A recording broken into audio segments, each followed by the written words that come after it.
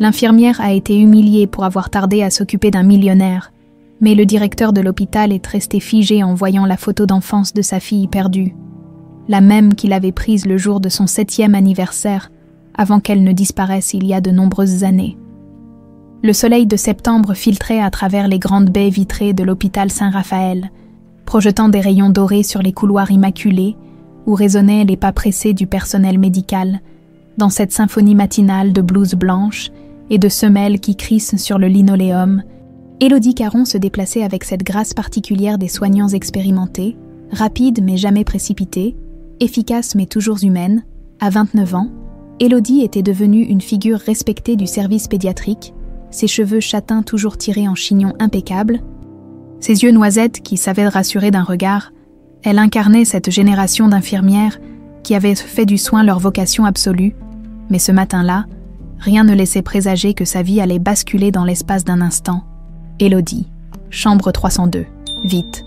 L'appel urgent du docteur Julien Moreau la fit accélérer le pas. Dans le couloir, elle croisa plusieurs collègues qui hochèrent la tête avec respect. Tout le monde connaissait son dévouement légendaire, celle qui restait après ses heures, qui consolait les parents éplorés, qui n'hésitait jamais à donner de sa personne. En arrivant dans la chambre, elle découvrit un petit garçon de 8 ans, Lucas, dont les lèvres commençaient à bleuir dangereusement.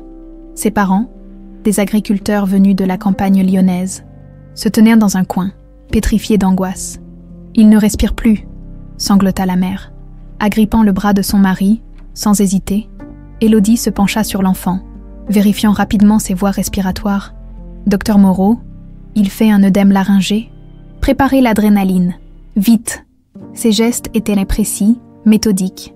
29 ans, mais déjà une expérience qui en valait 40, orpheline depuis l'âge de 7 ans, élevée par les religieuses de Sainte-Thérèse à Villeurbanne, elle avait appris très tôt que dans la vie, il fallait se battre pour chaque souffle, chaque battement de cœur, pendant qu'elle pratiquait les gestes de réanimation sur le petit Lucas, massant délicatement son thorax et surveillant chaque signe vital. Un vacarme assourdissant éclata soudain dans le couloir. « C'est inadmissible. Je ne vais pas attendre comme un vulgaire péquenot. » La voix était celle de Romain Delattre, 35 ans, héritier d'un empire immobilier qui s'étendait de Lyon à Monaco. Grand, élégant dans son costume Armani, il débarquait à Saint-Raphaël avec la migraine du siècle et surtout cette arrogance particulière des gens qui pensent que l'argent peut acheter même le temps. « Monsieur, nous comprenons votre inconfort, mais il y a une urgence en cours. » tentait d'expliquer l'infirmière de l'accueil, visiblement dépassée. « Une urgence, et moi, qu'est-ce que je suis? Mon temps vaut plus que celui de n'importe quel gamin de ces paysans. » Les mots claquèrent dans le couloir comme des gifles. Plusieurs patients levèrent la tête, choqués. Quelques-uns commencèrent déjà à sortir leur téléphone, pressentant le scandale, à ce moment précis, au 4e étage du même hôpital, dans un bureau aux murs tapissés de diplômes et de photographies médicales, le docteur Alexandre Moreau, 58 ans, directeur de l'établissement depuis 15 ans, levait les yeux de son rapport mensuel. Un homme distingué aux tempes grises, au regard habituellement doux, mais qui pouvait se durcir en une fraction de seconde quand il s'agissait de protéger ses équipes. Veuf depuis 23 ans, Alexandre avait fait de cet hôpital sa seconde famille. Mais dans le tiroir secret de son bureau, une photographie jaunissait depuis plus de 2 décennies. Une petite fille de 7 ans aux boucles blondes, souriant à l'objectif le jour de son anniversaire. Alix, sa fille, disparue il y a 22 ans dans des circonstances qui continuaient à le hanter chaque nuit, le tapage provenant du rez-de-chaussée parvint jusqu'à ses oreilles, avec un soupir résigné. Il quitta son bureau, les esclandres de ce genre, il les connaissait par cœur. Des privilégiés qui croyaient pouvoir acheter la priorité sur la souffrance humaine. Pendant ce temps, dans la chambre 302, Élodie continuait son combat pour sauver Lucas. L'adrénaline commençait à faire effet, les voies respiratoires se dégageaient lentement. « Allez, mon bonhomme, bâlis-toi » murmurait-elle, ses mains expertes ne cessant jamais leur massage cardiaque rythmé, mais les cris de Romain se rapprochaient dangereusement. « Où est cette incompétente d'infirmière ? Je veux être reçue immédiatement. » Vous savez qui je suis. Il avait fini par localiser la source de ce qu'il percevait comme un retard inacceptable et déboulé dans le service pédiatrique, suivi par plusieurs patients fortunés qui s'étaient joints à sa complainte, transformant le couloir en arène de privilégiés indignés. « Regardez-moi cette scène pathétique », lança-t-il en apercevant Élodie penchée sur Lucas. « Pendant qu'elle s'amuse avec ce gosse, des gens importants attendent. » Élodie sentit le sang se glacer dans ses veines. « Pas maintenant, pas quand une vie était en jeu. »« Monsieur, s'il vous plaît, l'enfant » tenta-t-elle sans lever les yeux de son patient. « L'enfant quoi? Il y en a des milliers. Mais moi, je suis unique. Mon empire emploie 3000 personnes. Mes impôts financent de vos salaires de misère. » Les téléphones se levaient maintenant dans tous les sens. Les réseaux sociaux allaient se régaler de ce spectacle d'arrogance millionnaire contre abnégation soignante, une fille sortie de nulle part, probablement d'un de ces orphelinats miteux qui se prend pour une héroïne. Romain était lancé, déchaîné par sa migraine et son complexe de supériorité. Regardez-la, même pas capable de s'habiller correctement. Ces gens-là ne devraient pas avoir le droit de toucher aux vrais patients. Chaque mot était un poignard. Élodie tremblait maintenant, mais ses mains continuaient mécaniquement les gestes qui sauvaient Lucas. Orpheline, oui. Sortie de nulle part, peut-être. Mais elle était là. Elle se battait. Elle sauvait des vies. C'est précisément à cet instant qu'Alexandre Moreau apparut dans l'encadrement de la porte, attiré par le raffut. Sa prestance naturelle imposait immédiatement le silence. Grand, distingué, il incarnait cette autorité tranquille des grands patrons de médecine. Qu'est-ce qui se passe ici? Sa voix était calme, mais tous ceux qui le connaissaient y reconnaissaient cette tension particulière qui précédait les orages. Romain se tourna vers lui, reconnaissant immédiatement l'homme qu'il admirait secrètement depuis des années, le docteur Moreau, légende vivante de la chirurgie française. Docteur Moreau, enfin, quelqu'un de raisonnable. Cette infirmière refuse de s'occuper de vrais patients pour perdre son temps avec, mais Alexandre ne l'écoutait plus. Son attention venait d'être happée par quelque chose d'extraordinaire. Élodie, sous la pression de l'humiliation et de la concentration extrême, avait trébuché légèrement. Sa sacoche s'était ouverte, répandant son contenu sur le sol carrelé, et là, parmi les stylos, les mouchoirs et les petits objets du quotidien, une photographie avait glissé jusqu'aux pieds d'Alexandre, une photographie jaunissante, au bord corné par le temps.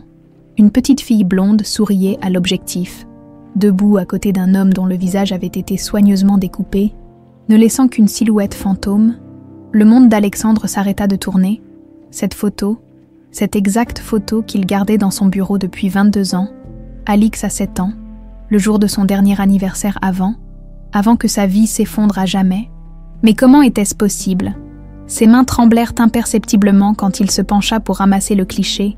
Élodie, dans son trouble, ne remarqua même pas que le directeur de l'hôpital tenait entre ses doigts le trésor le plus précieux de sa vie d'orpheline. « Docteur !» La voix de Romain lui parvenait comme à travers un brouillard épais. « Docteur Moreau, vous m'entendez ?» Alexandre releva lentement la tête, ses yeux passant de la photographie au visage de la jeune infirmière qui continuait, envers et contre tout, à lutter pour sauver la vie du petit Lucas. Et dans ce regard noisette, dans cette détermination farouche, dans cette façon si particulière qu'elle avait de pencher la tête quand elle se concentrait, mon Dieu, était-ce possible? Alexandre fixait la photographie, ses doigts tremblant imperceptiblement autour du papier jauni par le temps. 22 ans, 22 longues années qu'il cherchait sa fille, qu'il retournait chaque pierre, qu'il suivait chaque piste, si mince soit-elle, et voilà qu'une simple photo tombée d'une sacoche d'infirmière venait bouleverser son existence. « Docteur Moreau ?» Romain Delattre s'impatientait, sa migraine battant à ses tempes comme un marteau-piqueur. « Vous allez enfin faire quelque chose pour cette situation inadmissible. » Mais Alexandre ne l'entendait plus. Il était ailleurs, 22 ans en arrière, dans cette maison de caluire et cuir, où résonnaient encore les rires de sa petite Alix, dans cette époque bénie, où il était encore le docteur Alexandre Moreau, jeune chirurgien prometteur de 29 ans, fou amoureux de sa femme Madeleine et gâteux de sa fille aux boucles d'or.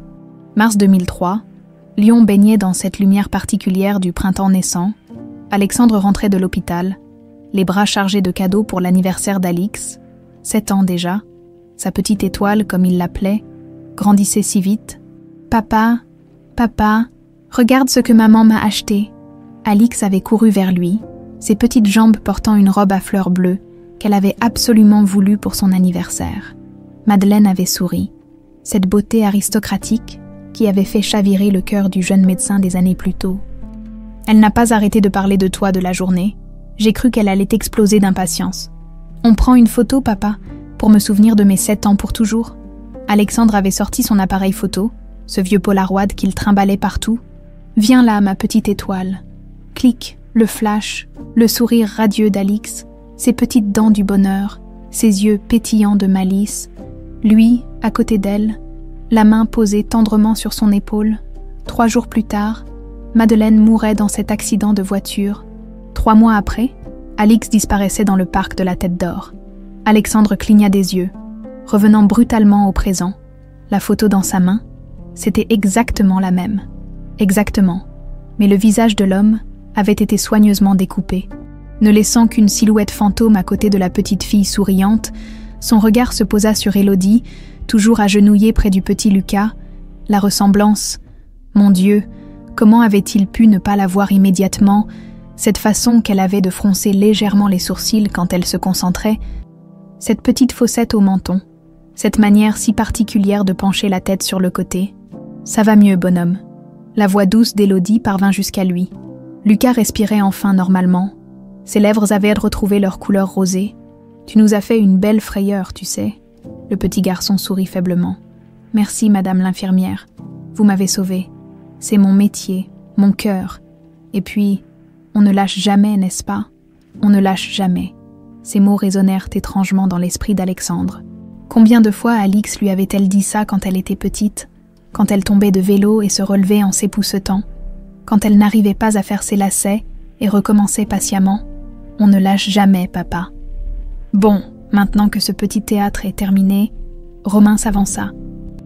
Mais Alexandre l'arrêta d'un geste ferme. Monsieur Delattre. Sa voix était glaciale, chargée de toute l'autorité que lui conférait 30 ans de médecine.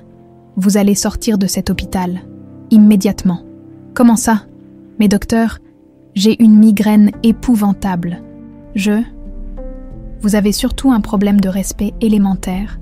Cette infirmière vient de sauver la vie d'un enfant pendant que vous faisiez votre cinéma. Sortez avant que j'appelle la sécurité. Le silence était pesant. Romain, habitué à ce que tout le monde s'écrase devant sa fortune. Reste à bouche bée. Quelques patients ricanèrent discrètement. Les téléphones continuèrent de filmer. Mais maintenant, c'était pour immortaliser la leçon d'humanité du docteur Moreau. Mais, docteur, vous ne comprenez pas, j'ai parfaitement compris. Dehors, Romain quitta les lieux, humilié, sa migraine semblant soudain bien secondaire face à cette gifle magistrale. Mais dans sa Porsche, en quittant le parking de l'hôpital, une idée germa dans son esprit. Cette infirmière, elle allait payer pour cette humiliation. Lui, Romain Delattre, ne se laissait pas ridiculiser par une va-nu-pied. Alexandre attendit que le calme revienne avant de s'approcher d'Élodie. Elle remballait ses affaires, visiblement encore secouée par l'altercation. « Excusez-moi, mademoiselle, Caron, Élodie Caron. » Elle leva les yeux vers lui, et Alexandre sentit son cœur s'arrêter. Ses yeux noisettes qu'il avait cherchés dans toutes les foules pendant 22 ans. Vous avez fait un travail remarquable avec ce petit patient. Il luttait pour garder une voix normale. Vous êtes dans notre équipe depuis longtemps. 5 ans, monsieur le directeur.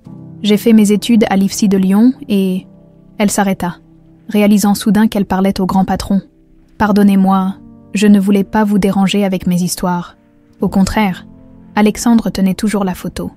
Mais discrètement, contre sa cuisse, votre parcours m'intéresse. Vous venez d'où, exactement? Élodie baissa les yeux. Cette question, elle la redoutait toujours. J'ai grandi à l'orphelinat Sainte-Thérèse, à Villeurbanne, mes parents. Enfin, je suppose qu'ils avaient leurs raisons.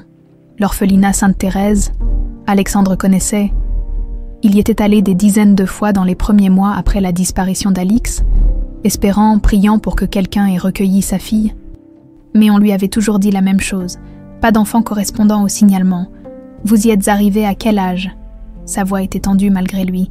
7 ans, j'ai été trouvée, abandonnée dans les rues de Villeurbanne.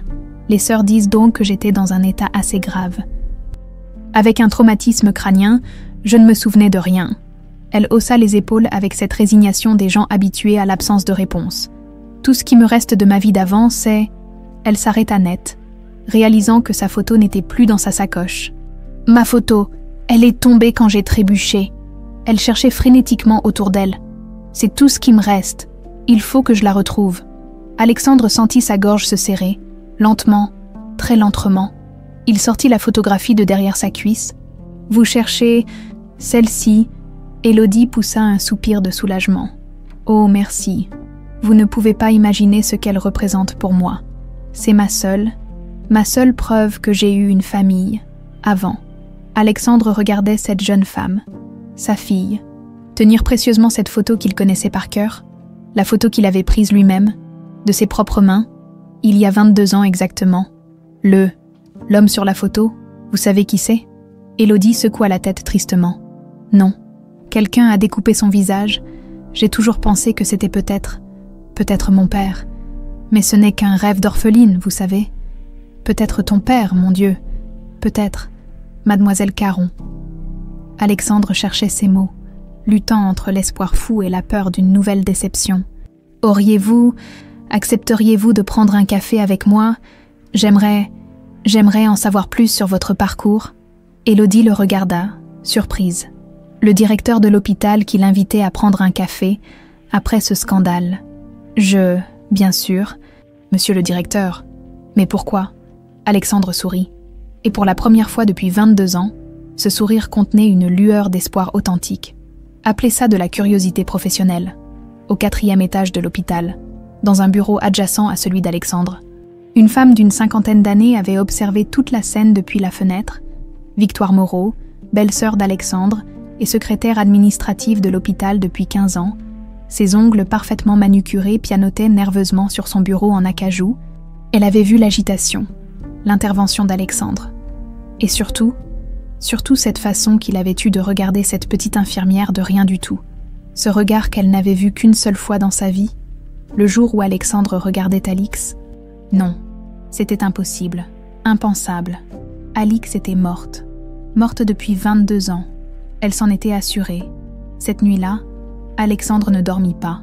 Il était resté dans son bureau jusqu'à l'aube. La photographie d'Alix posée à côté de celle qu'Élodie avait laissée tomber.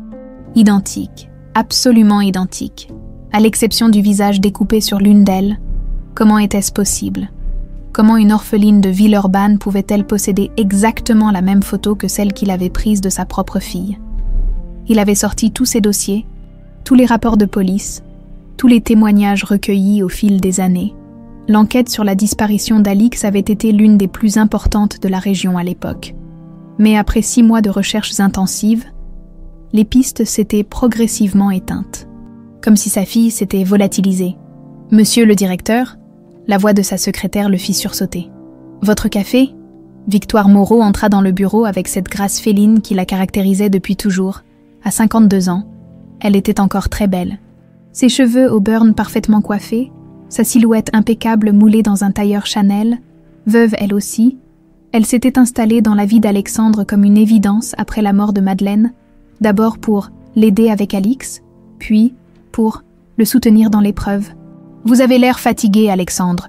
Vous avez encore passé la nuit ici. » Il rangea précipitamment les photos. « Du travail en retard, rien de plus. » Victoire posa la tasse de café et s'attarda, comme si elle cherchait à voir ce qu'il cachait. Cette histoire d'hier avec cet énergumène de Delattre. J'ai entendu dire que vous aviez pris la défense de cette petite infirmière. Comment s'appelle-t-elle déjà? Élodie Caron. Alexandre but une gorgée de café, étudiant discrètement les réactions de sa belle-sœur. Ah oui, Caron, une orpheline, il me semble. Elle fait du bon travail, c'est sûr, mais enfin, il ne faut pas non plus qu'elle se prenne pour plus importante qu'elle n'est. Quelque chose dans le ton de Victoire agaça Alexandre. Que veux-tu dire par là? Oh, rien de méchant. Simplement que ces gens-là, issus de nulle part, ont parfois tendance à prendre leurs rêves pour la réalité, à s'inventer des histoires, des familles imaginaires. Alexandre fronça les sourcils. Pourquoi Victoire parlait-elle d'Élodie avec cette pointe de mépris? Elle ne la connaissait même pas. En tout cas, continua Victoire en se dirigeant vers la porte, j'espère que cette petite histoire n'aura pas de conséquences fâcheuses. Les Delattre ont des relations partout. Il vaudrait mieux peut-être que cette infirmière se fasse discrète quelque temps. Une fois seule, Alexandre décrocha son téléphone et composa le numéro de son détective privé, Marcel Rousseau, qui l'avait aidé dans ses recherches pendant toutes ces années. « Marcel, c'est Alexandre. J'ai besoin de toi pour une enquête, très discrète. Sur qui cette fois ? Docteur, une infirmière de mon hôpital, Élodie Caron, 29 ans. Je veux tout savoir sur son passé, son arrivée à l'orphelinat Sainte-Thérèse, les circonstances de son abandon, tout. Un silence. Docteur, vous pensez que... Je ne pense rien. Marcel, je vérifie. De son côté, Élodie avait passé une nuit tout aussi agitée, mais pour des raisons différentes, elle avait rêvé. Des rêves si vivaces qu'elle s'était réveillée plusieurs fois, le cœur battant, des images floues dansant derrière ses paupières. Un homme aux cheveux bruns qui l'appelait « ma petite étoile », une maison avec un grand jardin, des rosiers blancs qui embaumaient les soirées d'été, et cette voix si douce qui lui chantait des berceuses. « Dors, mon ange, dors, ma petite étoile. Papa veille sur toi jusqu'à l'aube. » Elle s'était redressée dans son lit, troublée, d'où venaient ces images, ces bribes de mélodie qu'elle ne reconnaissait pas, mais qui lui semblèrent pourtant si familières. En arrivant à l'hôpital ce matin-là, elle croisa le docteur Julien Moreau dans le couloir, pédiatre depuis 3 ans à Saint-Raphaël. Il avait toujours eu un faible pour Élodie, sans jamais oser le lui avouer, grand, brun, avec des yeux verts, pleins de gentillesse. Il incarnait cette nouvelle génération de médecins qui avaient choisi leur vocation par amour de l'humain plutôt que par ambition sociale. « Élodie, comment ça va après la tornade d'hier ?» Elle sourit faiblement. « Ça peut aller. Merci d'être intervenu avec l'adrénaline. Au fait, sans toi, le petit Lucas.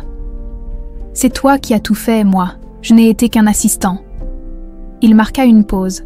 « Au fait, j'ai croisé le directeur ce matin. Il m'a demandé ton planning de la semaine. Tu as des ennuis. » Élodie fronça les sourcils. « Mon planning ? Mais pourquoi ? Aucune idée. Il avait l'air, comment dire, préoccupé, mais pas dans le mauvais sens du terme. » Pendant ce temps, dans son pantouse de presqu'île, Romain Delattre ruminait sa humiliation.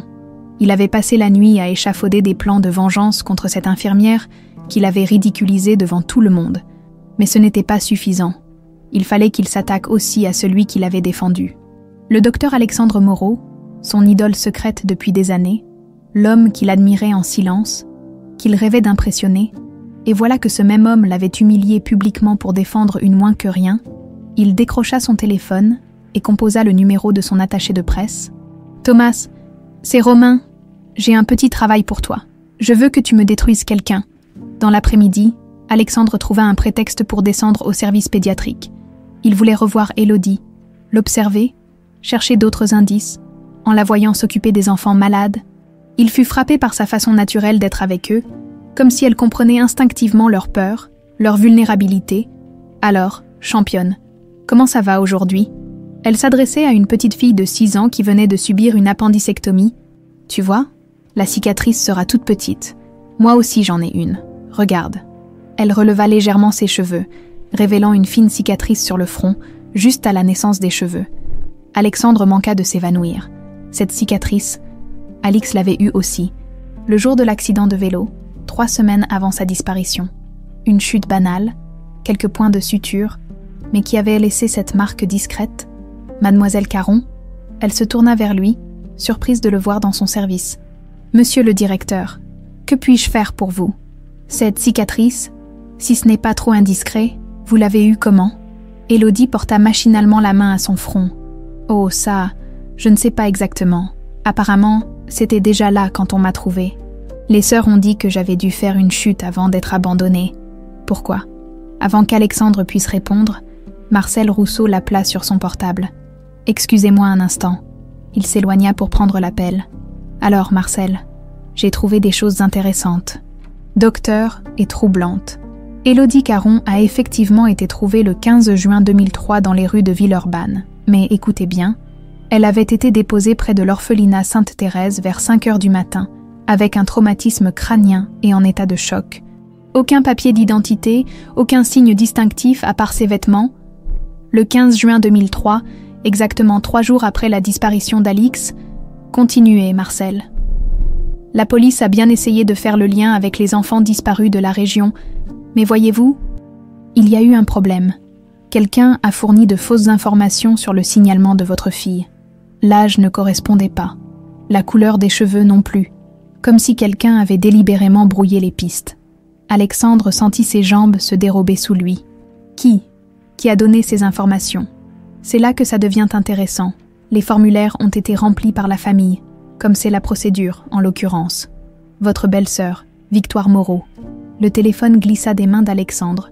Victoire, sa confidente, sa soutien, celle qui l'avait aidé à surmonter l'épreuve.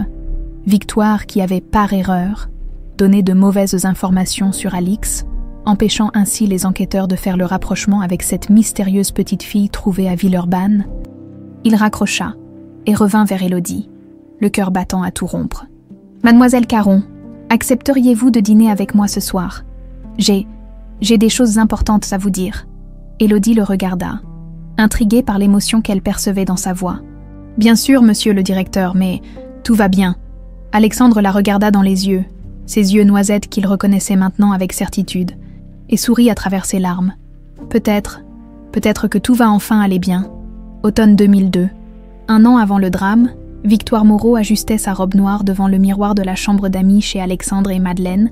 Elle venait d'apprendre la mort de son mari dans un accident de moto, et son beau-frère lui avait immédiatement proposé de venir s'installer chez eux le temps qu'elle se remette.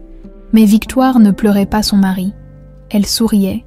Enfin, elle allait pouvoir être près d'Alexandre, près de l'homme qu'elle aimait en secret depuis leurs 20 ans, depuis l'époque où elle et Madeleine étaient étudiantes ensemble à la fac de médecine. Alexandre était alors interne, brillant, prometteur, et Victoire avait eu le coup de foudre. Seulement voilà, Madeleine l'avait vu en premier, sa sœur cadette, plus jolie, plus spontanée, plus... tout. Alexandre était tombé amoureux de Madeleine en l'espace d'une soirée. Et Victoire avait dû assister à leur idylle, leur mariage, la naissance d'Alix, en serrant les dents et en gardant le sourire. « Tu es sûre que ça va aller, Victoire ?»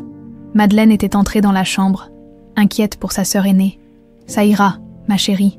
Avoir Alexandre et toi près de moi, c'est ce dont j'ai besoin. » Madeleine l'avait serrée dans ses bras, sans voir l'éclat particulier dans les yeux de sa sœur, quand elle prononçait le nom d'Alexandre, janvier 2003. « Maman est malade, papa. » La petite Alix. Alors âgée de 6 ans, regardait son père avec ses grands yeux inquiets qui lui brisaient le cœur. Alexandre caressa les boucles blondes de sa fille. « Maman a juste besoin de repos, ma petite étoile. Tante Victoire va s'occuper de toi, pendant que papa est à l'hôpital. » Madeleine était effectivement tombée malade. Une dépression soudaine, inexpliquée, qui l'avait clouée au lit pendant des semaines. Ce qu'Alexandre ne savait pas, c'est que Victoire glissait discrètement des anxiolytiques dans le thé de sa sœur, des médicaments qu'elle dérobait à l'hôpital où elle travaillait comme secrétaire administrative. « Tu vois, Alexandre, » disait-elle en le regardant s'occuper seule d'Alix, « je peux t'aider. Nous formons une bonne équipe, tous les trois. » Mars 2003. L'accident de voiture fut si soudain, si inexpliqué. Madeleine, qui ne conduisait jamais par temps de pluie, qui avait une peur panique de l'aquaplaning, était sortie par cette nuit d'orage pour aller prendre l'air. On l'avait retrouvée au fond du ravin, près de Caluire et Cuire. Alexandre était effondré. Victoire était là, compatissante, efficace, indispensable. « Je vais m'occuper d'Alix pendant que tu te remets de ce choc », avait-elle proposé. « Ma pauvre chérie a déjà assez souffert. Elle a besoin de stabilité. » Et les grands-parents de Madeleine, manipulés par Victoire qui leur glissait à l'oreille qu'Alexandre n'était plus en état de s'occuper d'une enfant, avaient accepté que leur petite fille soit temporairement confiée à sa tante. Juin 2003. Tante Victoire, quand est-ce que je rentre à la maison avec papa? Alix se balançait sur les balançoires du parc de la Tête d'Or. Victoire l'avait emmenée faire cette promenade pour lui changer les idées. En réalité, elle avait rendez-vous. Bientôt, ma chérie, papa a encore besoin de temps. 2 hommes s'approchèrent, des visages durs, des regards froids. Victoire leur avait promis 50 000 € pour emmener la petite loin d'ici et faire en sorte qu'elle ne revienne jamais. « Vous êtes sûre de votre coup, madame ?» avait demandé l'un d'eux. « C'est une gamine quand même. Je suis sûre, faites-la disparaître, définitivement. » Mais les hommes, des petits malfrats sans envergure, avaient pris peur devant l'ampleur de l'affaire. Kidnapper une enfant de bourgeois dans un parc public, c'était risqué, très risqué. Alors ils avaient improvisé, ils avaient assommé Alix, l'avaient emmenée loin de Lyon et l'avaient abandonnée devant un orphelinat à Villeurbanne, espérant que l'amnésie causée par le traumatisme crânien effacerait tous ses souvenirs. « Elle est morte !» avait-il menti à Victoire. Tout s'est passé comme prévu. Présent. Bureau de Victoire à l'hôpital Saint-Raphaël. Victoire regardait par la fenêtre Alexandre qui traversait la cour intérieure en direction du parking. Il avait cette démarche particulière qu'elle lui connaissait quand il était préoccupé. Et elle savait pourquoi. Cette maudite infirmière. Cette Élodie Caron qui ressemblait tant à... Non, c'était impossible. Alix était morte depuis 22 ans. Elle s'en était assurée, enfin, presque assurée. Elle décrocha son téléphone et composa un numéro qu'elle n'avait pas utilisé depuis des années. « Salut, c'est Victoire. Oui, après tout ce temps, j'ai besoin de vous voir. Urgence, restaurant, le Bouchon lyonnais, 19h30. » Alexandre avait choisi un endroit discret pour ce dîner avec Élodie, un petit restaurant traditionnel de la presqu'île, loin de l'agitation de l'hôpital et des regards indiscrets. « Merci d'avoir accepté cette invitation, » dit-il en tirant la chaise d'Élodie. « Je sais que c'est inhabituel. » Élodie sourit, encore un peu intimidée. « Tout l'honneur est pour moi, monsieur le directeur. Mais j'avoue que je ne comprends pas très bien pourquoi. Appelez-moi Alexandre, s'il vous plaît. » Il s'assit en face d'elle et la regarda intensément. « Élodie, je vais vous poser des questions qui vont peut-être vous paraître étranges, mais j'ai besoin que vous me fassiez confiance. » Elle hocha la tête. Intriguée. « Vos rêves, vous m'avez dit que vous fassiez des rêves étranges depuis quelque temps. Pouvez-vous m'en parler ?» Élodie rougit légèrement. « Comment savez-vous que je rêve ? Votre collègue, le docteur Moreau, Julien, m'a dit que vous sembliez perturbé ces derniers jours, que vous parliez de souvenirs qui remontaient. » « C'est vrai. » Elle joua nerveusement avec sa serviette. « Depuis l'incident avec ce M, de l'âtre, j'ai des images qui me viennent. Un homme qui m'appelle ma petite étoile, une maison avec des rosiers blancs. Et cette berceuse, Alexandre sentit son cœur s'arrêter. Ma petite étoile, les rosiers blancs de son jardin, qu'il entretenait encore religieusement, et cette berceuse qu'il chantait à Alix tous les soirs. Cette berceuse, vous vous souvenez des paroles ? Élodie ferma les yeux, se concentrant, quelque chose comme « Dors, mon ange, dors ma petite étoile, papa veille sur toi jusqu'à l'aube. » Les larmes montèrent aux yeux d'Alexandre. C'était exactement ça. Exactement les paroles qu'il avait inventées pour sa fille. Cette mélodie qu'il n'avait chantée qu'à elle. Élodie, sa voix se brisa. Et si je vous disais que ces rêves ne sont pas des rêves, et si c'était des souvenirs? Elle le regarda, troublée. Des souvenirs. Mais de quoi? Alexandre sortit de sa poche la photo qu'il gardait dans son bureau depuis 22 ans. La photo d'Alix à 7 ans. Regardez bien cette petite fille. Élodie prit la photo et resta pétrifiée. C'était exactement la même que la sienne. Exactement. Mais sur celle-ci, l'homme n'avait pas été découpé. Elle voyait son visage. Un visage qu'elle reconnaissait maintenant. Dans ses rêves les plus profonds, « C'est vous ?» murmura-t-elle. Cette petite fille s'appelait Alix, Alix Moreau, c'était ma fille. Alexandre tremblait maintenant. Elle a disparu il y a 22 ans, le 12 juin 2003, et 3 jours plus tard, une petite fille correspondant exactement à son signalement était trouvée devant l'orphelinat Sainte-Thérèse. Élodie porta la main à sa bouche, sous le choc. « Vous pensez que je suis ? Je pense que vous êtes Alix. Je pense que vous êtes ma fille. » Le restaurant semblait tourner autour d'Élodie. Ses rêves, ses images, cette impression de déjà-vu qu'elle avait parfois. Et si tout ça était vrai, mais alors qui m'a fait ça? Qui m'a enlevé? Alexandre hésita. Dire la vérité sur Victoire maintenant risquait d'être trop violent. Mais il ne pouvait plus mentir. Quelqu'un de ma famille, quelqu'un en qui j'avais confiance, parking souterrain de la Part-Dieu. Victoire attendait dans sa voiture quand 2 hommes s'approchèrent. 22 ans avaient passé, mais elle les reconnaissait. Plus vieux, plus marqués par la vie, mais toujours les mêmes regards durs. « Madame Moreau », dit l'un d'eux, « ça fait un bail. J'ai un problème. La gamine que vous deviez faire disparaître en 2003. Elle n'est pas morte. » Les hommes échangèrent un regard inquiet. « Comment ça? Elle travaille maintenant à l'hôpital de son père. Il va finir par découvrir la vérité. Écoutez, madame, nous, on avait dit qu'on ne toucherait pas à un enfant. On l'a juste abandonné. C'est tout.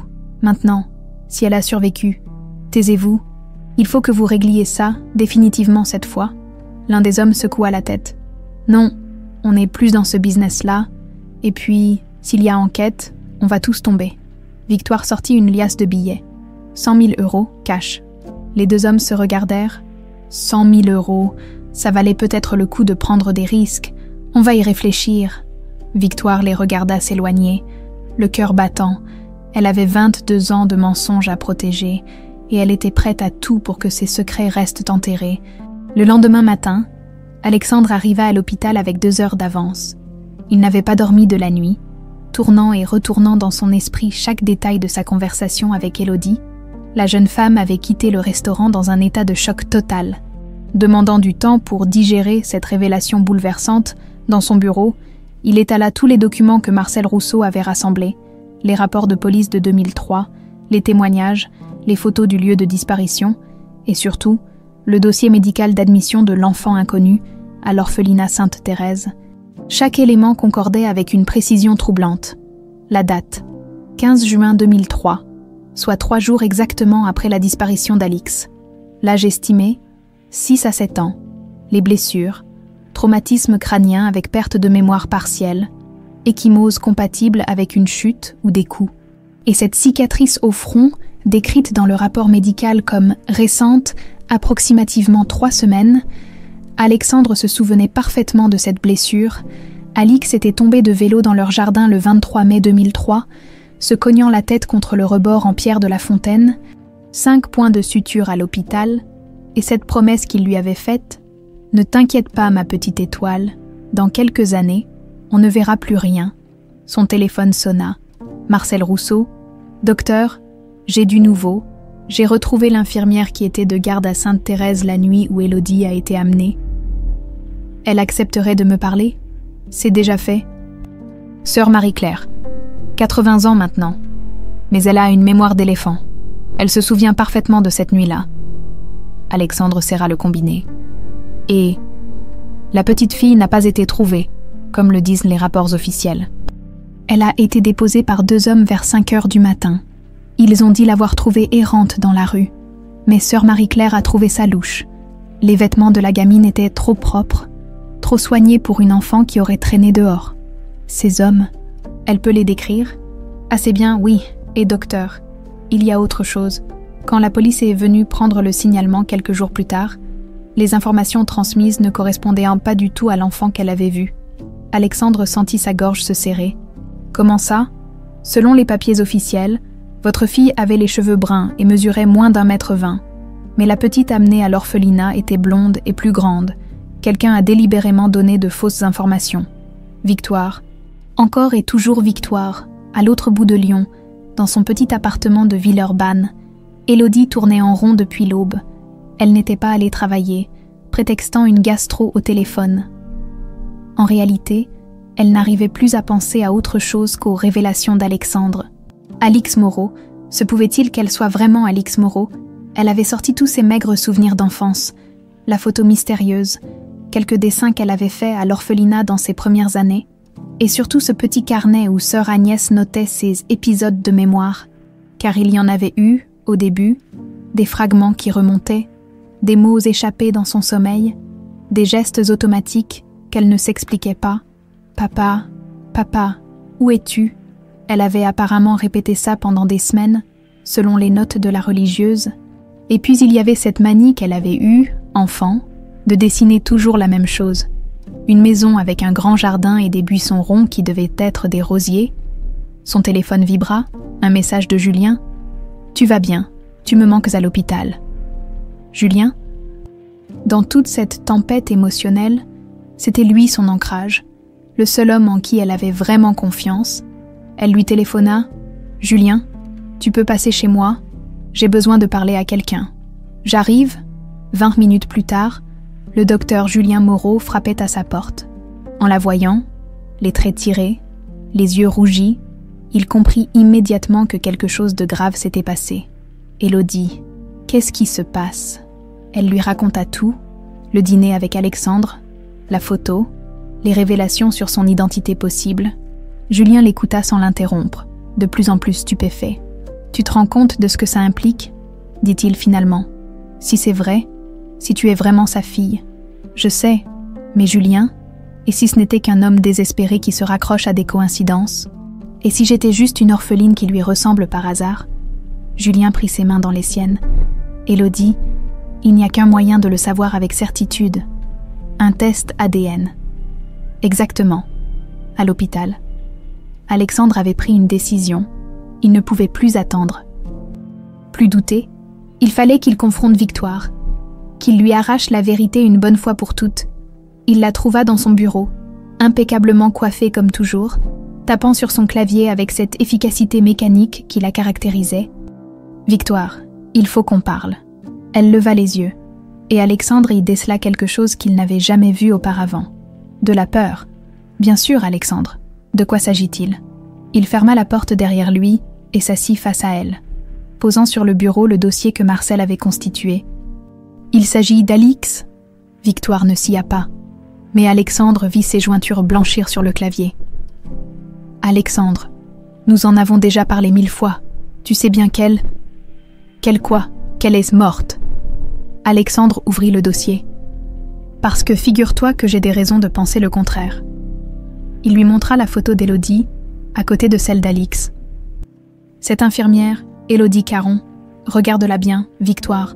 Regarde-la et dis-moi ce que tu vois. » Victoire étudia les photos, et Alexandre vit sa façade de self-control commencer à craquer. « Je vois une ressemblance. C'est vrai. Mais Alexandre, tu ne peux pas. J'ai fait des recherches. Victoire, des recherches très poussées. » Il sortit le rapport de Marcel. Le 15 juin 2003, 3 jours après la disparition d'Alix, une petite fille était déposée devant l'orphelinat Sainte-Thérèse. Âge, 7 ans. Cheveux, blonds. Taille, 1,25 m. Traumatisme crânien récent.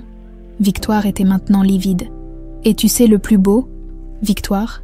Quand la police a voulu vérifier si cet enfant pouvait être Alix, quelqu'un leur a donné de fausses informations. Quelqu'un a dit qu'Alix avait les cheveux bruns et mesurait moins d'1,20 m. Alexandre, je ne vois pas où tu veux en venir. Tu le vois très bien. Il a battu son poing sur le bureau. C'est toi qui as rempli ces formulaires. C'est toi qui as volontairement empêché les enquêteurs de faire le rapprochement. Victoire se leva brusquement, faisant tomber sa chaise. Tu es en train de devenir fou, Alexandre. Cette histoire t'obsède depuis 22 ans et maintenant tu vois Alix partout. Alors explique-moi ça. » Il sortit son téléphone et lui montra une photo qu'il avait prise discrètement d'Élodie la veille. Quand elle relevait ses cheveux pour montrer sa cicatrice à la petite patiente, cette cicatrice, Victoire, exactement au même endroit que celle d'Alix après sa chute de vélo, exactement la même forme, Victoire regardait la photo. Et Alexandre vit quelque chose d'effrayant dans ses yeux, une haine pure, primitive. « Même si c'était vrai, » dit-elle d'une voix glaciale, « même si cette fille était ta précieuse Alix, qu'est-ce que ça changerait? Elle ne se souvient de rien. Elle a vécu 22 ans sans toi. Tu n'es plus son père. Alexandre, tu n'es qu'un étranger pour elle. Comment peux-tu dire une chose pareille? Parce que c'est la vérité, et parce que... » Elle s'arrêta net, réalisant qu'elle était allée trop loin. Parce que quoi? Victoire. Mais elle avait repris son masque de froideur. Parce que tu te fais du mal pour rien. Cette fille n'est pas Alix. Elle ne peut pas être Alix. Alexandre la fixa longuement. Pourquoi ne peut-elle pas être Alix? Victoire, qu'est-ce que tu sais que je ne sais pas? Pour toute réponse, Victoire ramassa son sac et se dirigea vers la porte. Je sors déjeuner, et Alexandre, fais attention à ne pas faire de bêtises. Cette histoire risque de te coûter ta carrière. L'après-midi, Élodie revint à l'hôpital, accompagnée de Julien. Elle avait pris sa décision, elle accepterait le test ADN. Il fallait qu'elle sache, une fois pour toutes. Elle trouva Alexandre dans son bureau, penché sur des documents. Quand il leva les yeux vers elle y lut une détermination qui l'effraya presque. « Élodie, je suis content que vous soyez venu. »« Monsieur, Alexandre. » Elle hésitait encore sur la façon de l'appeler. « J'ai réfléchi à ce que vous m'avez dit hier, et j'accepte le test ADN. » Il hocha la tête. « J'ai pris rendez-vous au laboratoire pour cet après-midi. Mais Élodie, il y a autre chose que vous devez savoir. » Il lui parla de sa confrontation avec Victoire, des incohérences dans les rapports de police, des fausses informations données aux enquêteurs. Vous pensez qu'elle savait? Je pense qu'elle sait beaucoup plus de choses qu'elle ne le laisse paraître. À ce moment-là, Julien, qui était resté silencieux jusque-là, prit la parole. Il y a quelque chose que je dois vous dire à tous les deux, quelque chose dont je viens de me souvenir. Ils se tournèrent vers lui. L'année dernière, j'ai eu une conversation étrange avec Victoire Moreau. Elle m'avait demandé des renseignements sur Élodie. Son passé, ses relations, sa situation familiale. À l'époque, j'ai trouvé ça bizarre, mais je me suis dit qu'elle faisait peut-être une enquête de routine. Alexandre et Élodie échangèrent un regard. « Vous savez quoi ?» dit Élodie. « Allons faire ce test. Et après, nous saurons enfin la vérité. » Le laboratoire de génétique médicale du centre hospitalier de la Croix-Rousse, baigné dans cette lumière blanche et aseptisé des lieux scientifiques. Alexandre tenait la main d'Élodie, pendant que l'infirmière prélevait les échantillons de sang nécessaires au test de paternité. « Les résultats seront disponibles dans 48 heures, annonça le docteur Lemaire, généticien de renom qu'Alexandre connaissait depuis ses études. « Mais docteur Moreau, êtes-vous certain de vouloir... » « Certain ?»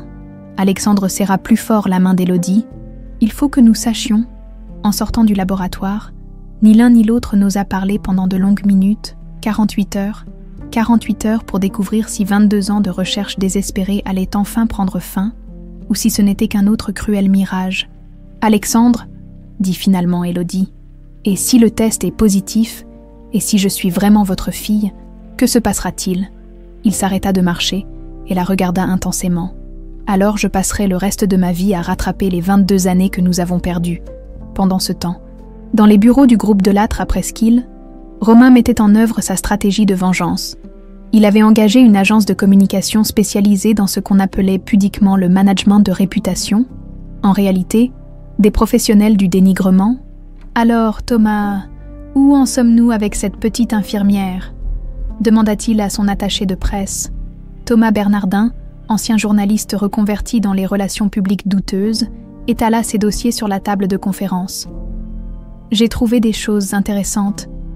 Monsieur Delattre, Élodie Caron, orpheline, passé trouble, pas de famille connue, le terrain parfait pour une campagne de déstabilisation.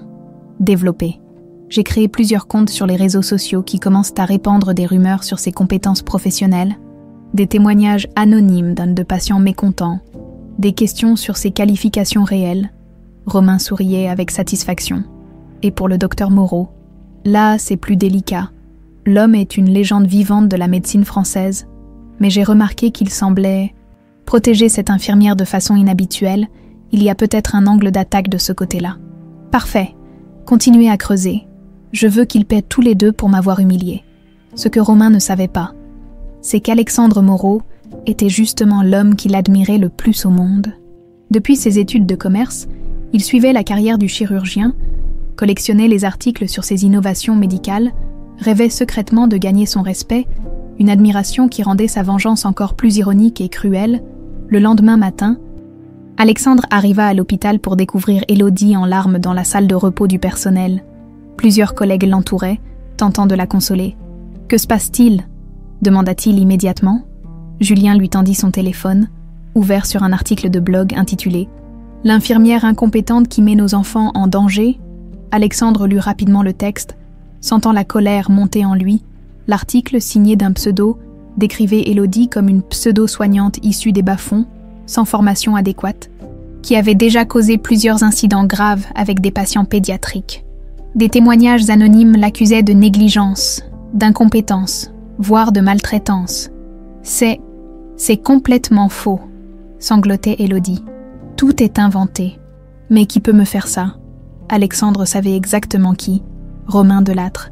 Cette vengeance mesquine portait sa signature. « Élodie, regardez-moi. » Il prit son visage entre ses mains, avec une tendresse paternelle qui ne lui échappa pas. « Vous n'avez rien à craindre.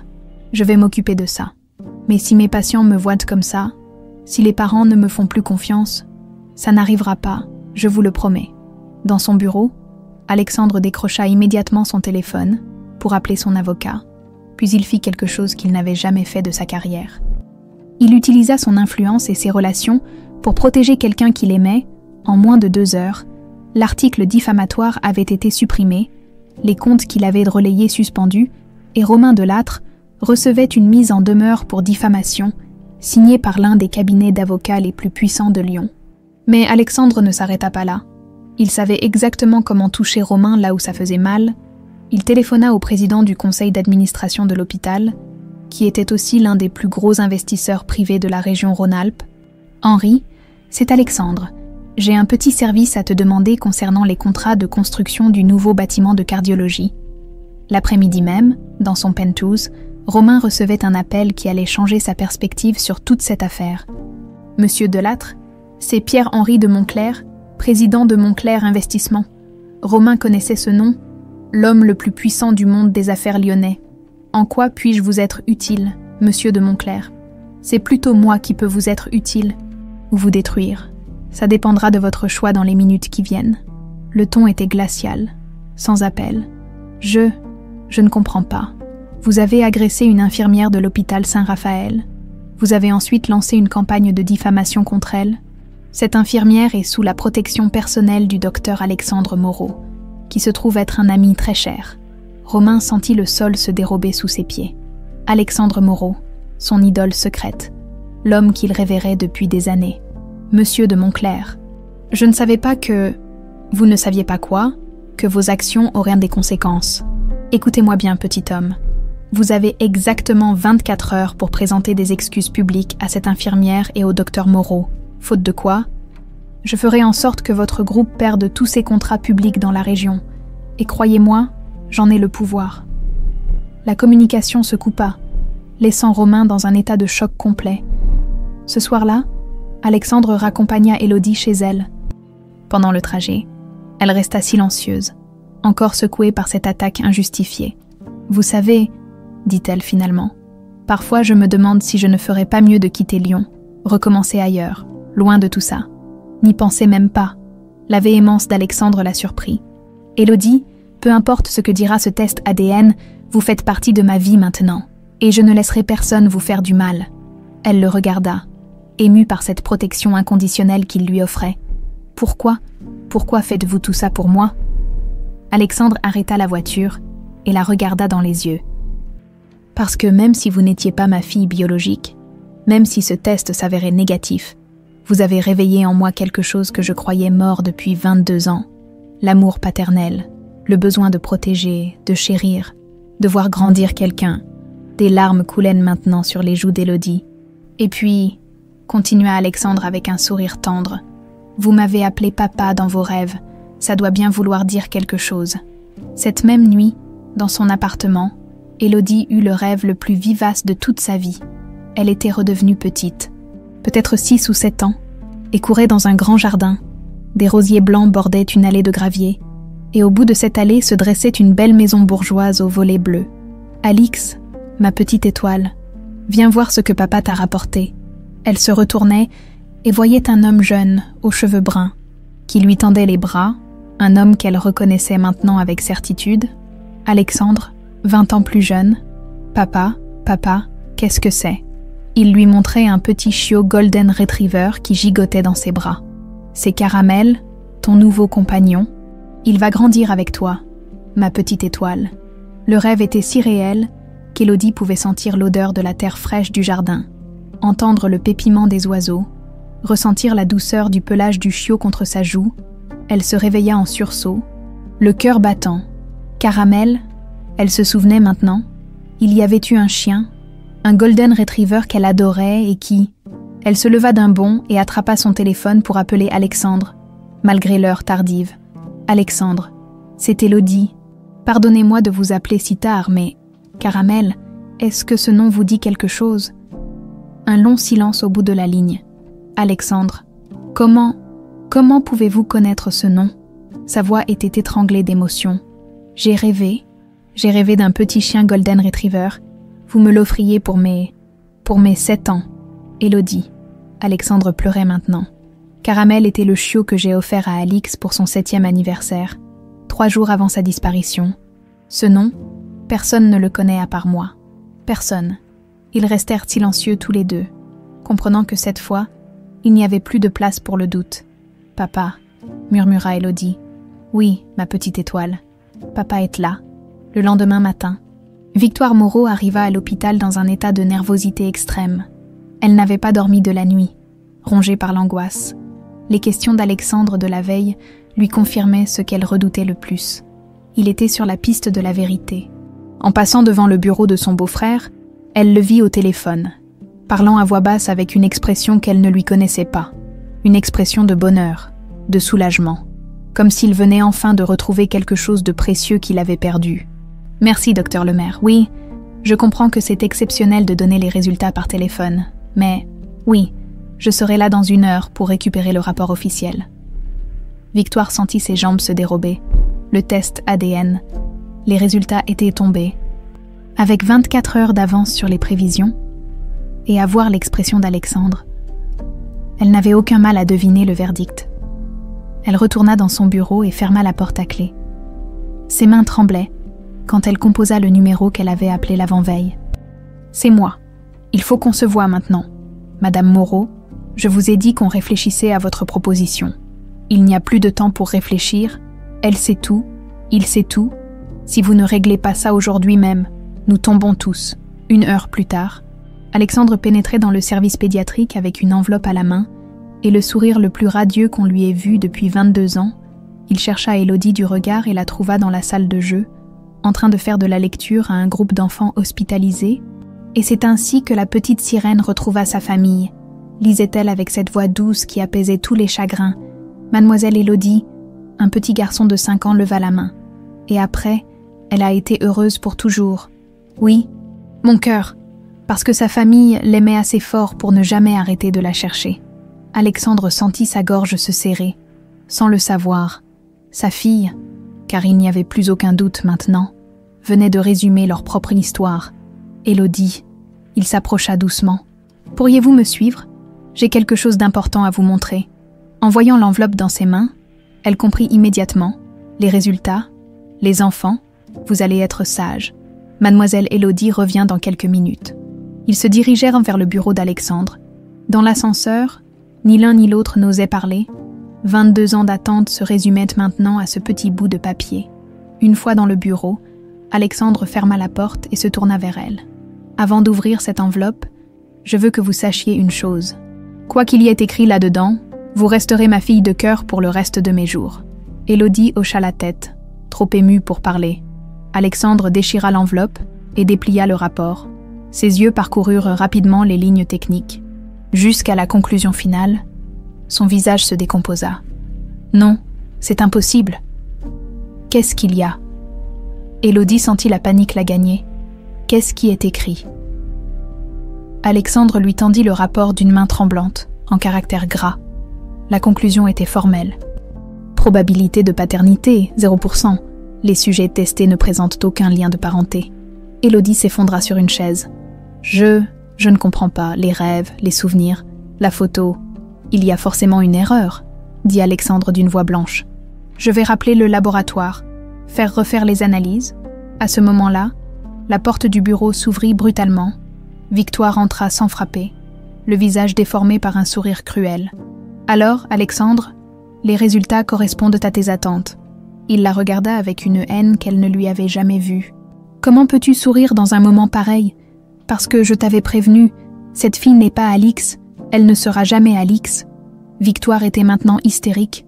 Tu as gâché 22 ans de ta vie à chercher un fantôme. Élodie la regardait, interloquée par cette violence soudaine. « Madame Moreau, je ne comprends pas pourquoi vous... »« Tais-toi » hurla Victoire. « Tu n'es rien, rien qu'une orpheline qui rêve d'avoir une famille. Tu as manipulé Alexandre avec tes histoires à dormir debout. Victoire, ça suffit ?» Alexandre se leva, furieux. « Sors d'ici immédiatement. »« Non, cette fois, tu vas m'écouter jusqu'au bout. » Victoire tremblait de rage. « Tu veux savoir ce qui est arrivé à ta précieuse Alix? Tu veux vraiment savoir ?» Le silence tomba comme une chape de plomb. « Elle est morte, Alexandre. Morte depuis le premier jour. Et tu sais pourquoi ?» Alexandre et Élodie la fixaient, pétrifiés. « Parce que j'en avais assez. Assez de te voir pleurer une gamine qui t'empêchait de vivre. Assez de jouer les seconds rôles dans ta propre vie. Alors oui, j'ai fait ce qu'il fallait pour qu'elle disparaisse. Qu'est-ce que tu viens de dire ?» La voix d'Alexandre était dangereusement calme.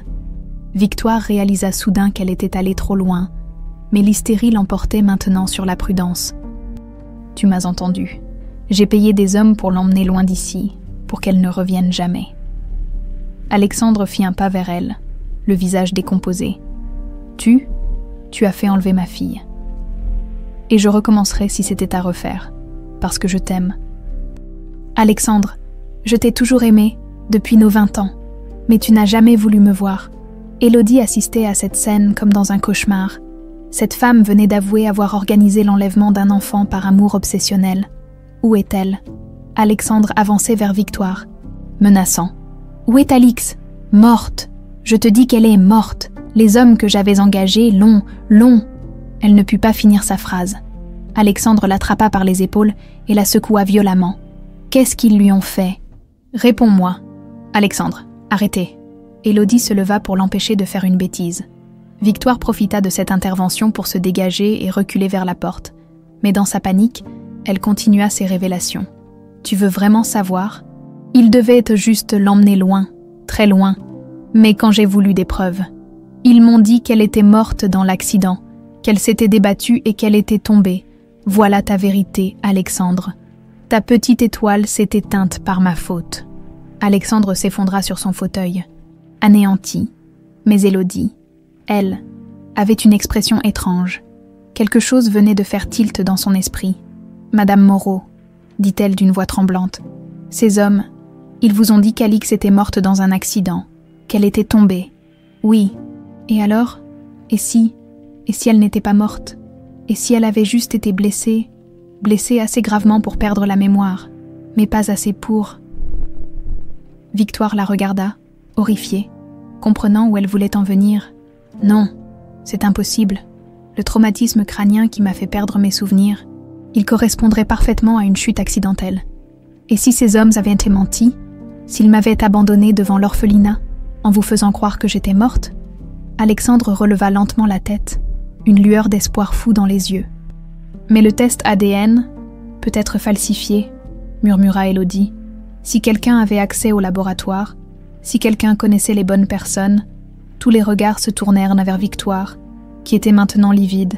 Tu n'as pas fait ça. » Alexandre se leva lentement. « Dis-moi que tu n'as pas falsifié ce test. » Victoire reculait vers la porte, terrifiée par l'expression de son beau-frère. « Alexandre, je peux tout expliquer. Tu as acheté quelqu'un au laboratoire, tu as fait changer les résultats. » Ce n'était plus une question, mais une certitude. Il fallait que je te protège. Il fallait que tu oublies cette histoire une bonne fois pour toutes. Espèce de monstre.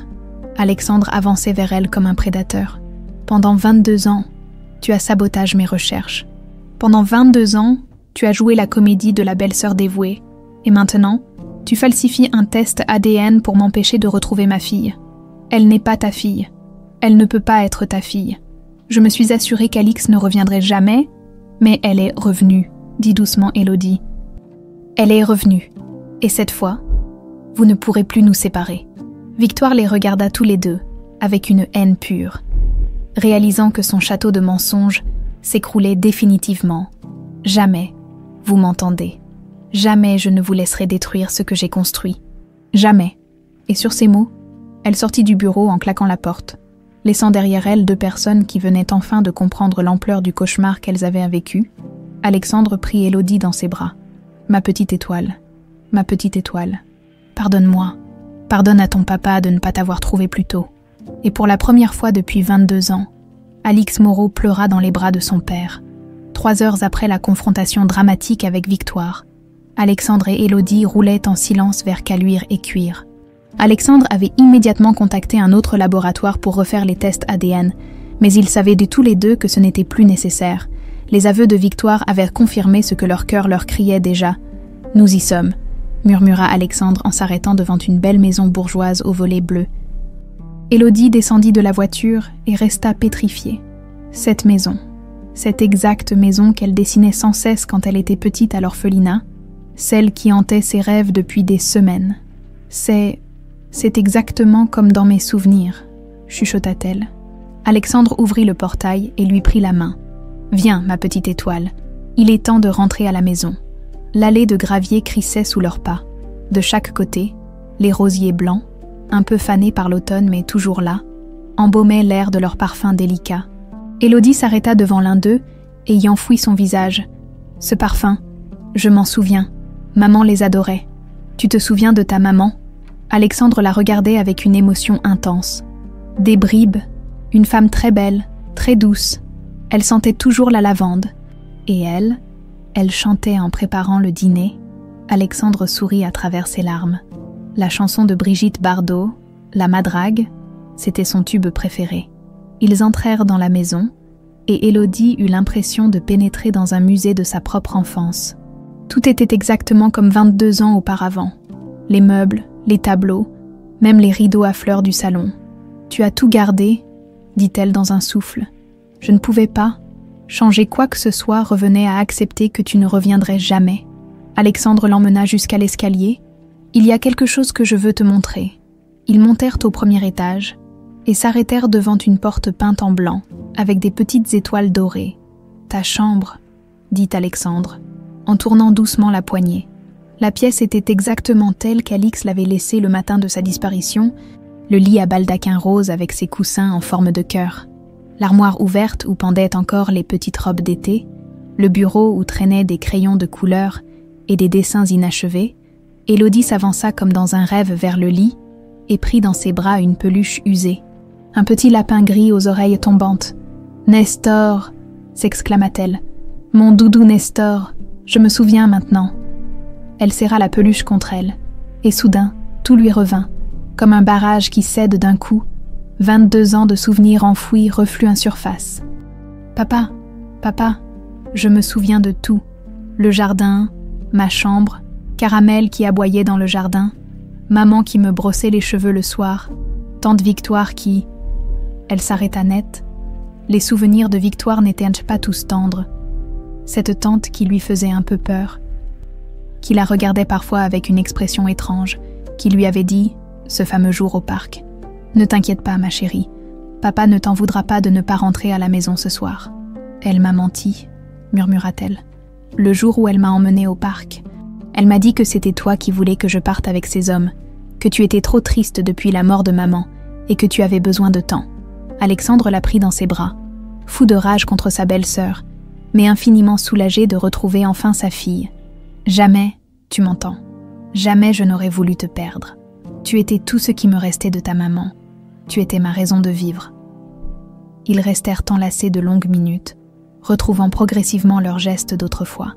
Alexandre caressait les cheveux de sa fille comme il l'avait fait 1000 fois quand elle était petite. Et Élodie retrouvait cette sensation de sécurité absolue qu'elle n'avait plus connue depuis l'âge de 7 ans. « Papa, » dit-elle finalement. « Oui, ma petite étoile. Qu'est-ce qui est arrivé à Caramel ?» Alexandre eut un sourire triste. « Il t'a attendu. Pendant des mois, il restait assis devant le portail, guettant ton retour. Quand il a compris que tu ne reviendrais pas, il s'est laissé mourir. Le vétérinaire a dit que c'était de chagrin. » Élodie fondit en larmes. Même son chien avait souffert de sa disparition. Pendant ce temps, à l'hôpital, Victoire vidait discrètement son bureau. Elle savait que ses aveux impulsifs avaient signé son arrêt de mort professionnel et personnel. Il fallait qu'elle disparaisse avant qu'Alexandre ne porte plainte contre elle. Mais en sortant du bâtiment, elle tomba nez à nez avec 2 hommes en costume qu'elle reconnut immédiatement. Ses anciens complices, vieillis et marqués par 22 ans de petite délinquance. « Salut, Victoire, on peut dire que tu nous as mis dans une belle merde. Qu'est-ce que vous voulez ?» Elle recula. Effrayée, ce qu'on veut, on veut plus être emmerdé par cette histoire. Alors on va aller voir les flics et tout leur raconter, histoire de négocier notre immunité avant que ton beau-frère nous retrouve. Vous ne pouvez pas faire ça. On avait un accord. L'accord. Il était valable tant que la gamine était officiellement morte. Maintenant qu'elle est vivante et qu'elle a retrouvé son père, ça change tout. L'un des hommes sortit un petit magnétophone de sa poche. Au fait, on a enregistré notre petite conversation de hier.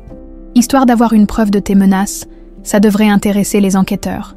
Victoire comprit qu'elle était piégée, ses propres complices la trahissaient pour sauver leur peau. Le soir même, Alexandre et Élodie dînèrent dans la cuisine de l'ancienne maison familiale. Alexandre avait préparé le plat préféré d'Alix enfant. Des pâtes à la carbonara avec beaucoup de fromage. « Tu te souviens comment tu mangeais ça quand tu étais petite ?» dit-il en la regardant tourner ses spaghettis. « Tu en mettais partout, même dans tes cheveux. Je me souviens que tu me laissais toujours lécher la cuillère de la crème, répondit-elle en souriant. Ces petits détails, ces souvenirs qui revenaient par bribes, confirmaient s'il en était besoin qu'elle était bien sa fille. Élodie, enfin, Alix. Alexandre hésitait sur le prénom à utiliser. Appelle-moi Alix, papa. Élodie, c'était ma vie d'orpheline. Maintenant que j'ai retrouvé ma famille, je redeviens Alix. Alix. Alors, tu sais que les choses vont être compliquées. Maintenant, il va y avoir une enquête sur Victoire. La police va vouloir t'interroger. La presse va s'emparer de l'histoire. Je sais, papa, mais on affrontera tout ça ensemble. Après 22 ans de séparation, rien ne peut plus nous faire peur. À ce moment-là, le téléphone sonna. Alexandre décrocha. Docteur Moreau, c'est le commissaire Lebrun de la police judiciaire de Lyon. Nous venons d'arrêter Victoire Moreau pour enlèvement d'enfants, séquestration et entrave à la justice. Elle souhaite vous parler. Alexandre regarda Alix, qui hocha la tête. Nous arrivons, commissaire, au commissariat de la Part-Dieu. Victoire attendait dans une salle d'interrogatoire, menottée et défaite. Quand Alexandre et Alix entrèrent, accompagnés du commissaire, elle leva vers eux des yeux rougis par les larmes. Alexandre, pardonne-moi, je t'en supplie, pardonne-moi. Te pardonner quoi, Victoire? M'avoir volé 22 ans de la vie de ma fille, lui avoir volé son enfance, sa famille, ses souvenirs. Je n'ai jamais voulu qu'elle souffre. Je voulais juste qu'elle s'en aille pour qu'on puisse être ensemble, toi et moi. Alix prit la parole pour la première fois. Madame Moreau, savez-vous ce que c'est que de grandir dans un orphelinat, de se demander chaque jour pourquoi ses parents vous ont abandonné, d'inventer 1000 histoires pour expliquer pourquoi on n'est pas aimable? Victoire baissa les yeux, incapable de soutenir le regard de la jeune femme. À cause de votre égoïsme, j'ai grandi en me croyant indigne d'amour. J'ai passé 22 ans à chercher ma place dans le monde, sans savoir que j'en avais déjà une. Alix, je ne veux plus jamais vous voir, coupa Alix, ni vous entendre. Ce que vous avez fait est impardonnable. Vous avez détruit 3 vies par pure jalousie. Alexandre posa une main protectrice sur l'épaule de sa fille. L'enquête suivra son cours, Victoire. Tu paieras pour ce que tu as fait. Mais pour nous, tu n'existes plus. Ils sortirent du commissariat main dans la main, laissant Victoire face à ses 22 ans de mensonges et à la justice qui allait enfin passer. « C'est fini, papa ?» demanda Alix. « Oui, ma petite étoile. Maintenant, on peut enfin commencer à vivre. » 3 mois plus tard, l'automne avait fait place à l'hiver. Et la maison de Caluire et Cuire avait retrouvé une chaleur qu'elle n'avait plus connue depuis 22 ans. Alix avait emménagé dans sa chambre d'enfance, qu'Alexandre avait fait discrètement réaménager pour qu'elle convienne à une femme de 29 ans tout en gardant l'âme du petit refuge de ses 7 ans. Ce matin-là, elle prenait son petit déjeuner dans la cuisine ensoleillée quand Alexandre descendit l'escalier, déjà en costume. « Bonjour, papa, tu pars tôt aujourd'hui. Conseil d'administration exceptionnel, » répondit-il en l'embrassant sur le front. Geste tendre qu'ils avaient retrouvé naturellement. « Il faut que nous discutions du remplacement de Victoire au poste de secrétaire administrative. » Victoire avait été jugée en procédure accélérée, condamnée à 25 ans de prison ferme pour enlèvement d'enfants, séquestration, entrave à la justice et corruption. Elle purgeait maintenant sa peine à la maison d'arrêt de Lyon-Corba.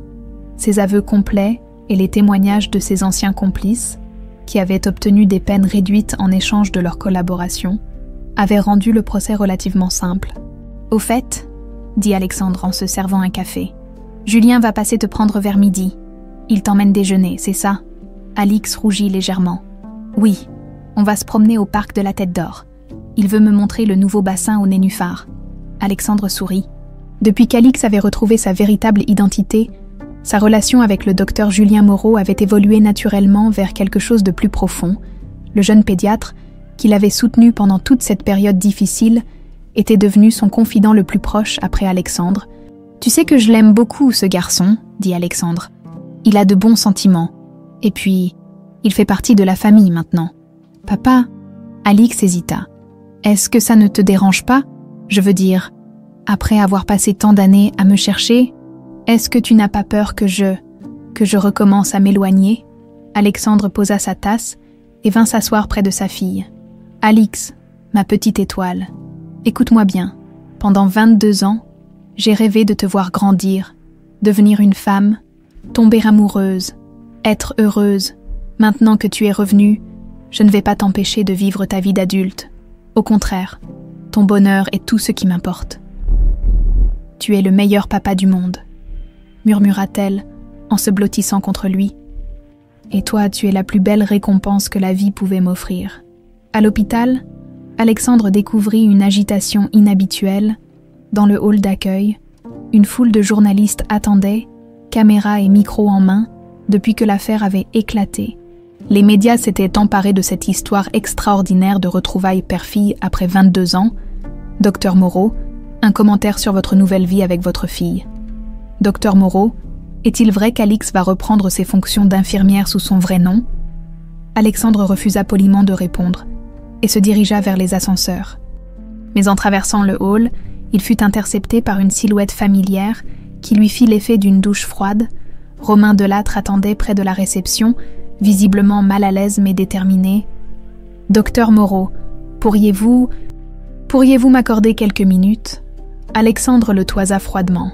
Après ses attaques contre Alix, il n'avait aucune envie d'entendre ce que cet homme avait à dire. « Je n'ai rien à vous dire, monsieur Delattre. »« S'il vous plaît, je sais que je me suis comporté de façon indigne. Mais quand j'ai su qu'Alix était votre fille, Romain semblait au bord des larmes. Docteur, vous ne pouvez pas savoir à quel point je vous admire depuis des années. Depuis mes études, je suis votre carrière, vos innovations chirurgicales. Vous êtes mon modèle. Et découvrir que j'ai humilié publiquement votre fille. » Alexandre étudia le jeune homme, derrière l'arrogance du millionnaire. Il commençait à entrevoir quelque chose d'autre. Une souffrance, peut-être. Une humanité cachée sous les oripeaux de la richesse. « Suivez-moi dans mon bureau. » Dans l'ascenseur, Romain se confie à voix basse. « Docteur, je vais vous dire quelque chose que je n'ai jamais dit à personne. Mon père m'a légué un empire, mais il ne m'a jamais aimé. Toute ma vie, j'ai cherché la reconnaissance d'hommes que je respectais. Et vous étiez en haut de cette liste. » Alexandre l'écoutait sans rien dire. « Quand j'ai su que j'avais attaqué votre fille, j'ai voulu mourir de honte.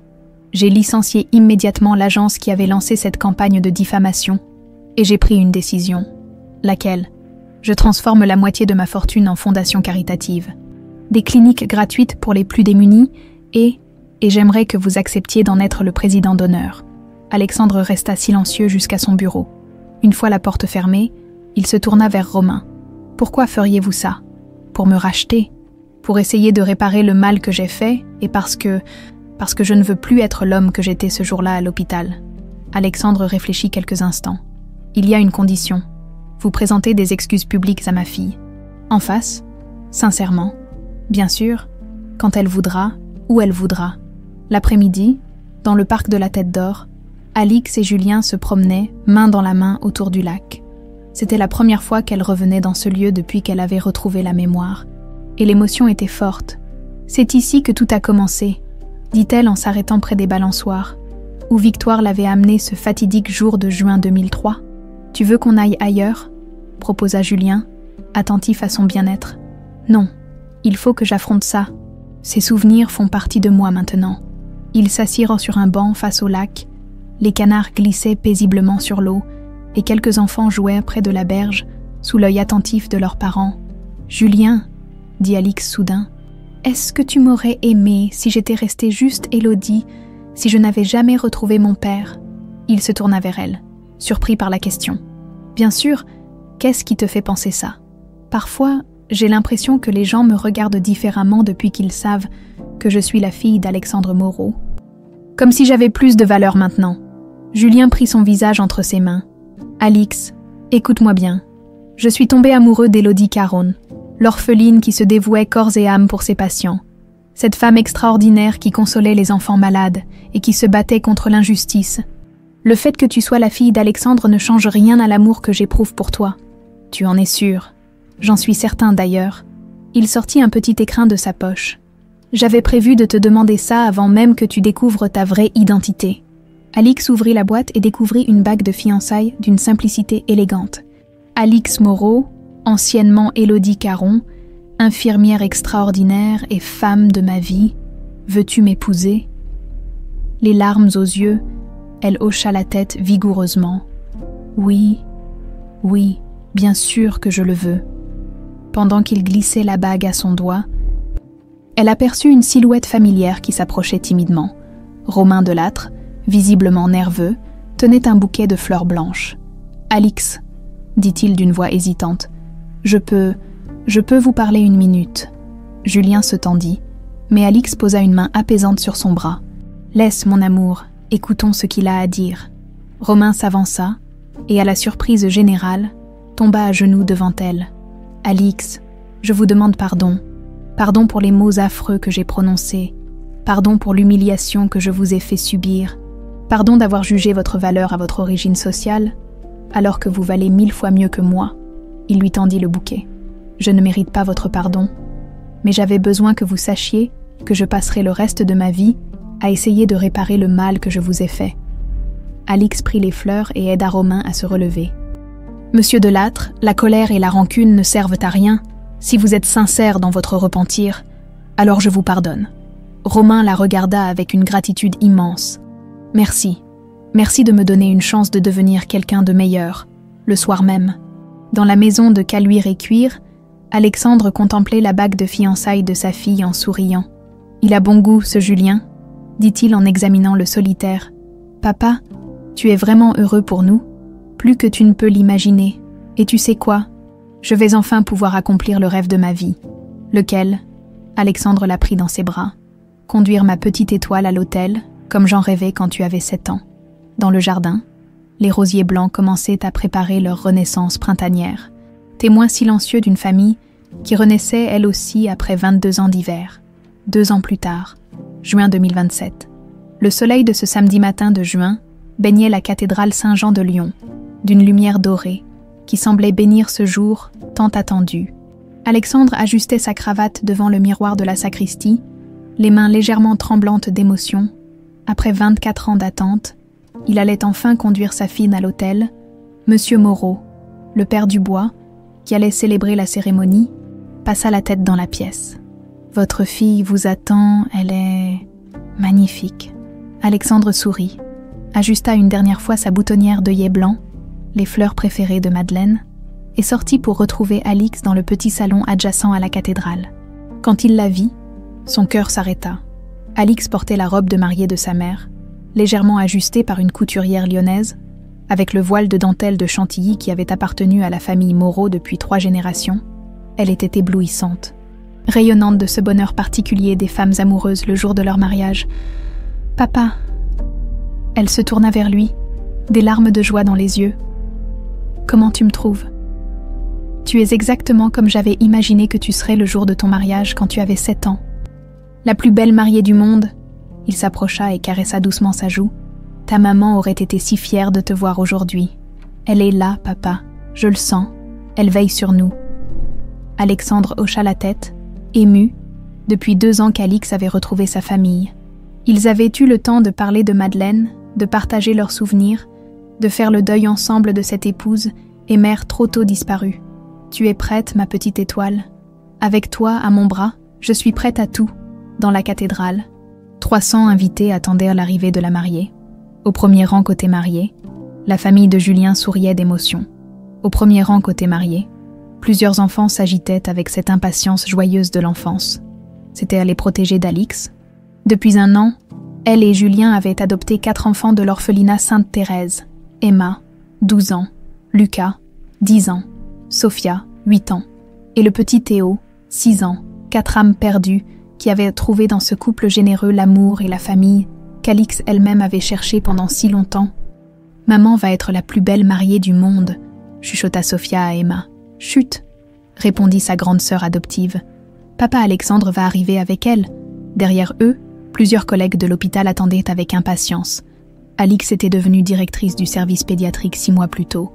Après avoir brillamment passé tous les diplômes nécessaires, son histoire, son dévouement et ses compétences en avaient fait une figure respectée et aimée de tout l'établissement. Dans l'assistance, on remarquait aussi une présence inattendue.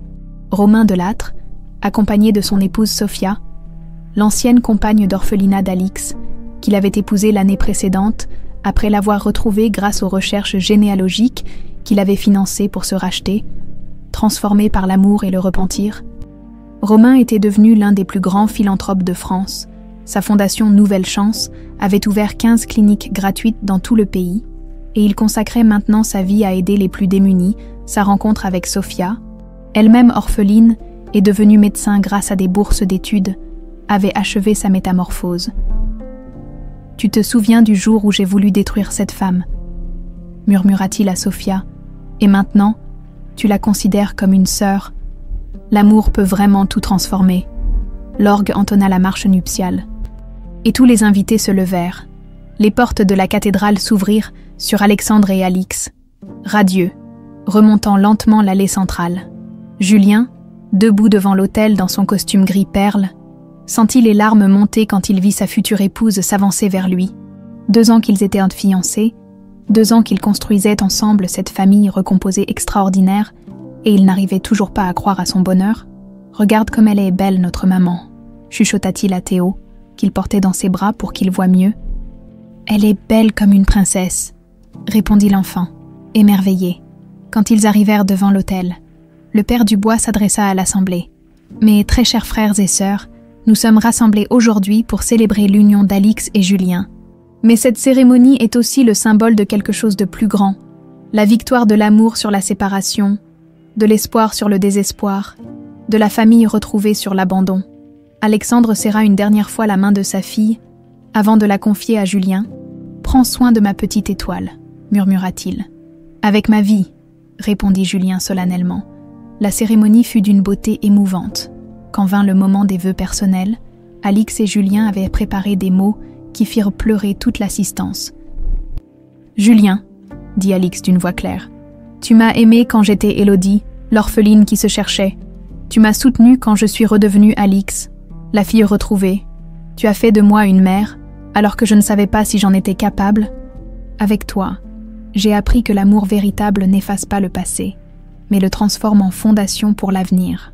Alix, » répondit Julien, « tu m'as appris que les familles ne se forment pas seulement par le sang, mais par le choix du cœur, avec nos enfants adoptés. Avec ton père qui est devenu le mien, nous formons une constellation d'âmes qui ont décidé de s'aimer. Je promets de chérir cette constellation pour l'éternité. » Quand le prêtre prononça les mots, « Vous pouvez embrasser la mariée », l'émotion atteignit son paroxysme. Les enfants applaudirent, Alexandre essuya ses larmes, et même Romain ne put retenir un sanglot de joie. La réception se déroula dans le jardin de la maison de Caluire et Cuire, transformée pour l'occasion en féerie florale, les rosiers blancs, soigneusement entretenus par Alexandre pendant toutes ces années, embaumaient l'air de leur parfum délicat, sous une tonnelle de roses. La famille élargie des Moreau-Dubois célébrait ce bonheur si longtemps attendu. Alexandre regardait ses 4 petits-enfants adoptifs courir dans le jardin où Alix avait joué enfant, et son cœur débordait de gratitude. « Papy Alexandre », Théo accourut vers lui. « Regarde ce que j'ai trouvé. » L'enfant tenait dans sa main une petite étoile de métal, probablement tombée d'une décoration de Noël des années plus tôt. Une étoile. « Comme maman Alix », dit-il fièrement. Alexandre sourit et prit l'enfant dans ses bras. « Tu as raison, mon bonhomme. Comme maman Alix, ma petite étoile. » En fin d'après-midi, alors que les invités commençaient à partir, Alexandre se retrouva seul quelques instants avec Alix sur la terrasse donnant sur le jardin. « Papa, merci. Merci pourquoi, ma chérie? Pour ne jamais avoir cessé de me chercher, pour avoir gardé cette maison intacte, pour avoir cru que je reviendrais un jour. » Alexandre la prit dans ses bras. « Alix, une chose que tu dois comprendre. Même si tu n'étais jamais revenue, même si je n'avais jamais retrouvé ta trace, l'amour que je portais pour toi m'aurait maintenu en vie. Cet amour était ma force, pas ma faiblesse. Et maintenant, je peux mourir heureux. J'ai vu ma fille se marier. J'ai 4 petits-enfants extraordinaires. Et notre famille s'agrandit chaque jour. » Ils regardèrent ensemble les enfants jouer dans le jardin. Julien qui rangeait les chaises avec l'aide de Romain et Sophia. Tous ces gens qui formaient maintenant leur clan. « Papa, oui, tu te souviens de la berceuse que tu me chantais quand j'étais petite ?» Alexandre sourit et commença à fredonner. « Dors mon ange, dors ma petite étoile. Papa veille sur toi jusqu'à l'aube. » Alix se blottit contre lui comme elle le faisait enfant. Cette fois, papa, tu n'auras plus jamais besoin de veiller jusqu'à l'aube en me cherchant. Je suis là, pour toujours. Oui, ma petite étoile, pour toujours. » Le soleil se couchait sur Lyon, dorant de ses derniers feux cette famille miraculeusement reconstituée. Dans le jardin aux rosiers blancs, 4 générations se retrouvaient enfin réunies sous la bénédiction du temps qui guérit toutes les blessures et de l'amour qui triomphe de toutes les séparations. L'histoire d'Alexandre et Alix Moreau venait de s'achever pour mieux recommencer, prouvant au monde entier que certains liens sont éternels et que l'amour véritable finit toujours par retrouver son chemin vers la lumière.